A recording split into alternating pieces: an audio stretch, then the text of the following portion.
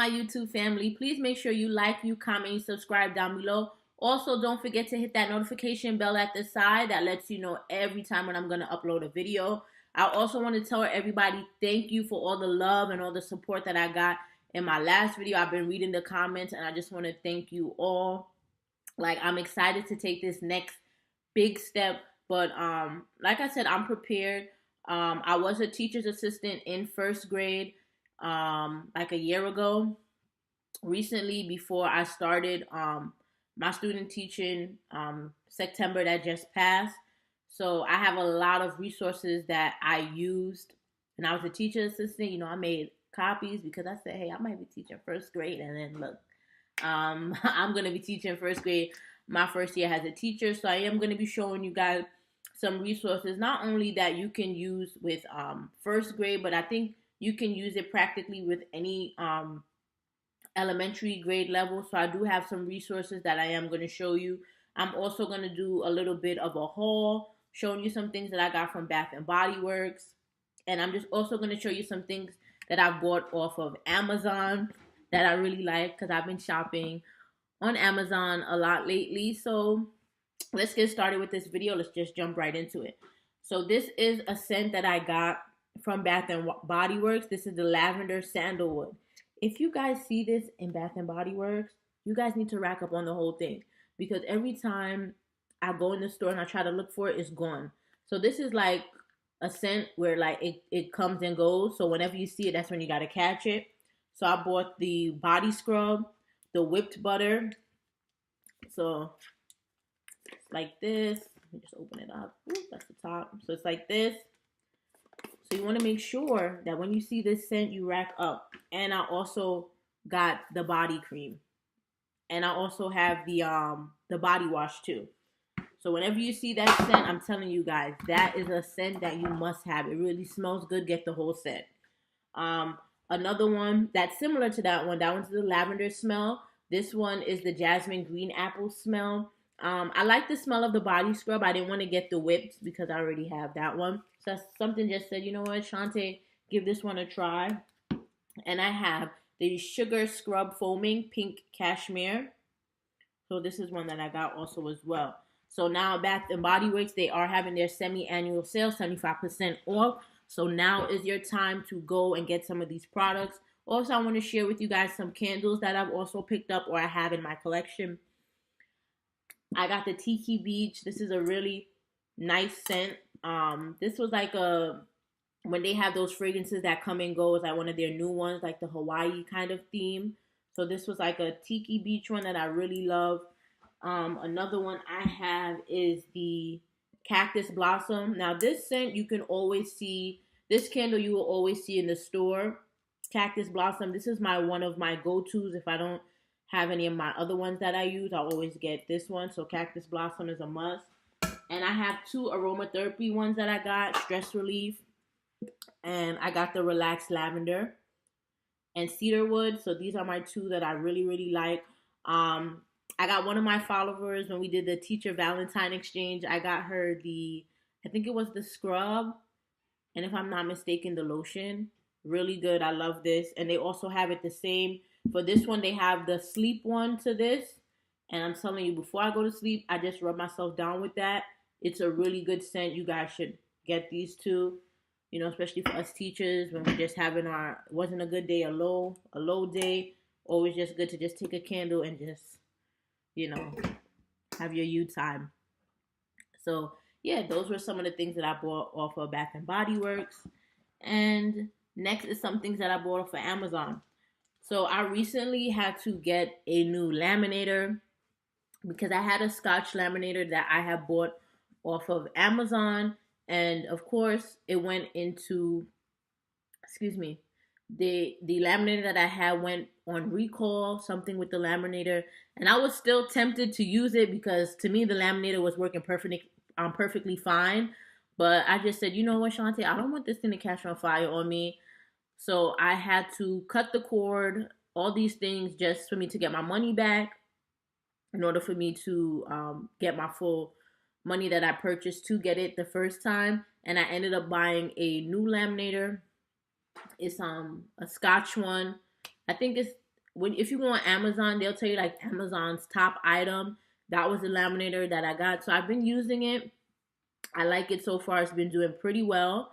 Um, Another thing that I've recently just got off of Amazon is these Pilot friction pens. And I like these pens because they're so cute. I'm thinking of like when I have my teacher planner for next year. One thing that I like about it is when you write on it, it's so cute. When you write, let's just like post it. So when you write on it, you can erase it. And I'm like, how awesome is that? Like, this is so perfect to use in a meeting, when trying to write your notes. Like, look at that.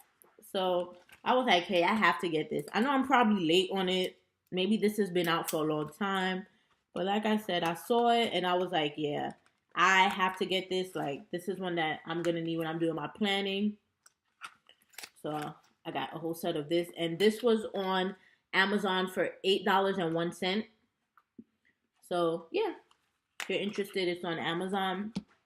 Another thing that I bought is this is my container. If you see my teacher resources, I go to the Container Store. The Container Store has a lot of bins. This container was $9.99, and I bought like a couple of them. I use my teacher's discount from United Federation for Teachers. So when I go in there, I get a little percentage off of it. I don't have the receipt in front of me, but the next time I do end up going to the Container Store, I'm definitely gonna save the receipt. Yeah. So this is like a men's shoe kind of container. So I just took it. As you can see, like I laminated it. I used some Astro Bright paper, made the label, and then I just cut it and pasted it on it so I can access it very quickly. On Amazon, I purchased these 2 notebooks, Explore the Code. This book is by Nancy Hall. When I was doing my student teaching in September, the students who were struggling or were still having issues with the code and the patterns or like initial sounds and blends, the teacher would make copies of this, and like once the students finish like reading 3 books, if they wanted to do like a brain break, they can do a brain break, and she would give them like a couple of pages in here for them to do. They'll do like 2 or 3 pages and then go back to reading. So I really like this because they have like circle the same words and the kids will circle the same words. I like that they have to read and copy it. So they have to write the word black and they have to find the picture that goes with it. And they have to write the word clip, circle the clip. So I really thought like these are some interesting activities for the kids to do. Those kids who cannot build a long stamina when they're reading those books and they just need to take a brain break. So if you notice where their area is for spelling, you can just give them some work to do just for about 2 minutes to just take a break. And you just put it in a folder with the rest of their books and just explain to the child, like, whenever you need to take a brain break, once you finish reading your 3 books, this is something that I would like for you to do. And I think just have the teacher just keeping track that when the kids finish one set, updating it and putting in another. And I think like even with having this, then you would want to see that when the kid is writing, doing their writing pieces, that some of the word patterns is reflected in their writing pieces. So that really lets you know if the kid is really grasping that skill or that word pattern that you're looking for that kid to build on. So I really like this. And then they're able to use words in the box and fill it. And then for spelling, they have to say like, look at the sound like sl, I, and they have to circle it, the sound that they hear, and then they have to write it here. So I really thought like this is a great activity to do. They have a whole bunch of different sets. So this one is Explode the Code 2. This book was $13.45. So I do recommend getting this book. Like I said, you can always make copies from this book. So I got this one. There's another one also, Explode the Code 3. This book was $12.95. So there's like a whole set. So I just purchased 2 and 3, but when my funds start coming in, for next year, um, I will be getting 4 and 5 also as well. So this is another one too. And with the third one, this one focuses more on like the one syllable words ending in long vowel, like Y, silent E, diagraphs, vowel diagraphs. So it really like breaks it down for you. And whatever skill that you see the child needs to work on or they're not getting, this is like a great activity for you to put in their book bin, like I said, in a folder, for them to really work on that spelling pattern that the student needs to work on. And it has the same exact thing, like little checks. Can you swim in a lake? They have to check yes or no. This part I probably wouldn't give a kid, but if it's just something for them to do, then yes. But typically I wouldn't put that in their folder. And then they have this one too, slip or slide, and they have to circle which one the picture is showing. So these are really like some great activities. And in the back is the whole set. So like I said, right now I have 2 and 3. I need to get 4 and 5. I'm not sure about these other levels. I don't know. You guys would have to read up on it if you're interested in getting, 6, 7, and 8. But for the start off, when I was doing my substitute teaching in my student teaching school, the first graders that I was covering, the teacher always left the explore the code activity for them to do with me, and I would just pull a small group of kids on the rug who needed support with these. But the other half of the class who got it instantly like this, they didn't need any support. They were good completing it on their own. And then once me and the kids always finished it, I had the kids use like a flare pen, a blue flare pen, and they knew like, okay, if that answer was right, they left it alone. But if the answer was wrong, they had to circle it with a blue flare pen to let them know like this is the correct sound. So that's another way you can differentiate for students also as well. So yeah, if you're interested in it, please make sure you guys look into these 2 books. This is my little bin. I also went to Target this week, so I got these 2 little things. They were only for $1. So with these, if I have any kids with little ADHD, they might be a little fidgety, something that they can just hold in their hand and like just squeeze. A lot of my kids that I tutor, a lot of them do have one of them in particular, he does have ADHD, and it's just hard for him to just sit still and just, for us to complete something. So if he has something to hold in his hand, like he's perfectly fine. Like as long as he's squeezing something in his hand, he's good. So I got 2 of these for $1. They do light up, but hopefully I'm gonna try just telling me something you can squeeze. Hopefully they don't drop it or something, because when it lights up, it's gonna be like, oh wow, you know how that goes. So I got those 2 from Target for $1. And I'm coming, guys. I have so much to show you guys. Another thing, since I am going to be teaching first grade, a lot of the times, as teachers, we have to use the reading strategies with our kids. And when I was a teacher assistant at this school, something that I really took away from the school is I liked the fact that I liked how they taught the kids the strategies. I'm going to show an example.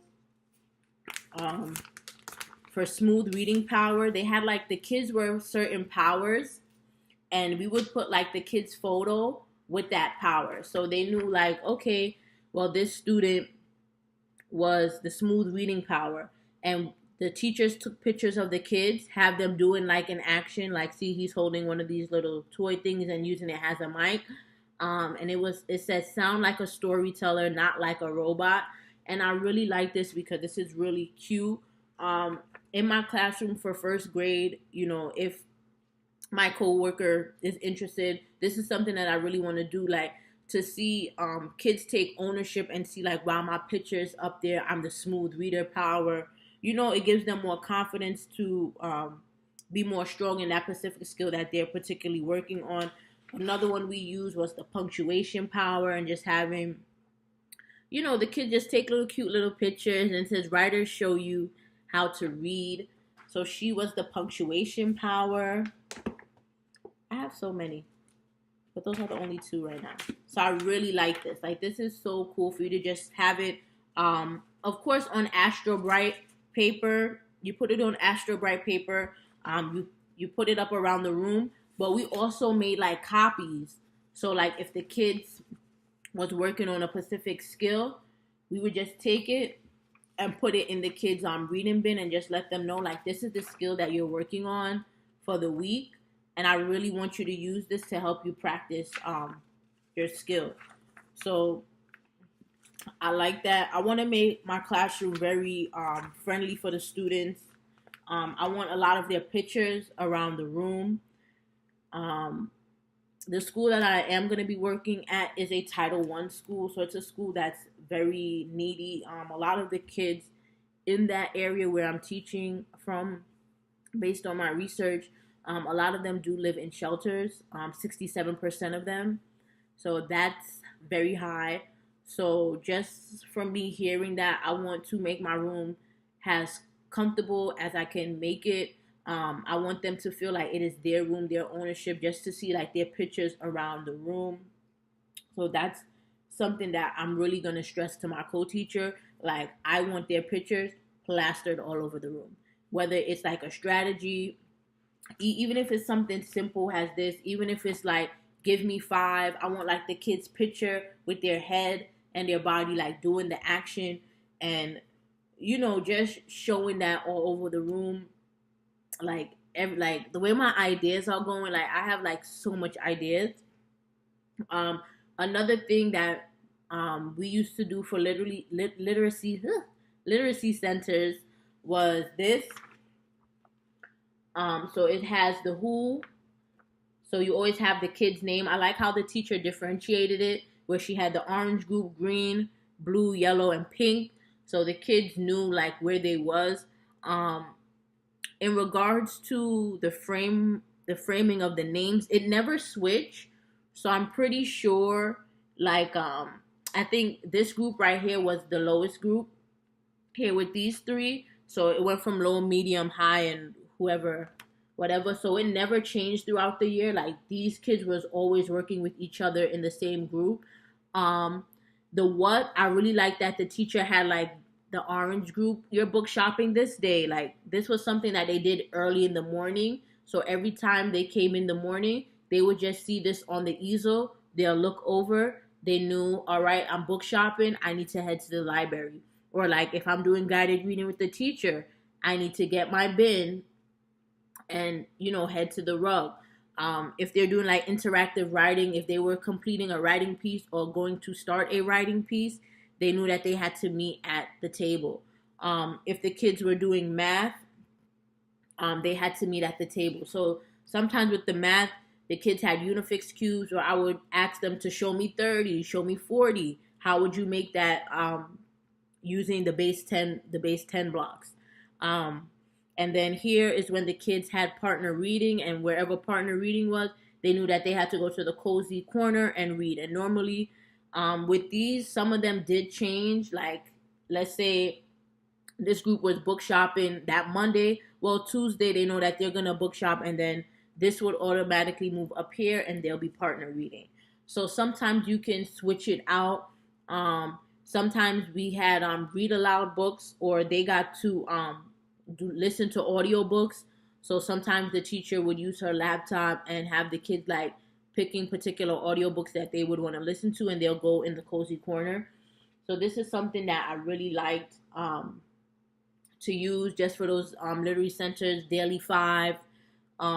This is something that I really liked, and it's just easy. Get some Velcro, take pictures around the room, and kids automatically know where they need to go, what they need to do. So you don't even have to worry about, making sure like this group is doing this group is doing that, because at this point, once you kind of build in that routine with them, the kids already know where they need to go.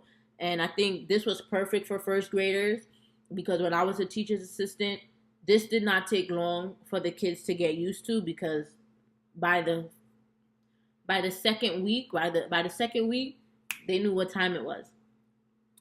Also, I do plan on doing like transition songs. So when they hear a particular song, they know that it's time to clean up and get ready to transition to go to the next activity. But like I said, this is things that you're going to teach into, of course. So yeah, take a good look, guys. So this is something I do plan on using for September, and I would just have to see how my co-teacher feels about that. But I feel like this is like a really good go-to. It's visual. All the kids can see. They know who they are. They know where they should be. Like, it's just like a quick bada boom, bada bang. Or like, even sometimes maybe like we'll let them do this for like a whole period with the book shopping. So kids who normally book shopped on that day, they knew after they finished book shop, they had to go in there, find a spot around the room, a cozy corner, and instantly start reading the books that they just book shopped for. So, if they did this all on Monday, then Tuesday they would have a different center. So every day was a different center that they would go to. So yeah, those were all of my things that, I had to share. Let me know, like, is that something that you would use in your classroom? I'm also going to be doing a Q&A. I noticed that I'm getting a lot of more followers. So if you guys have any questions for me that you would like me to answer or get to know me more on a personal level, just leave your questions down below. And in the next couple of videos, I will be doing a Q&A. I hope you guys like this video, and I'll see you guys in my next one. Bye, guys.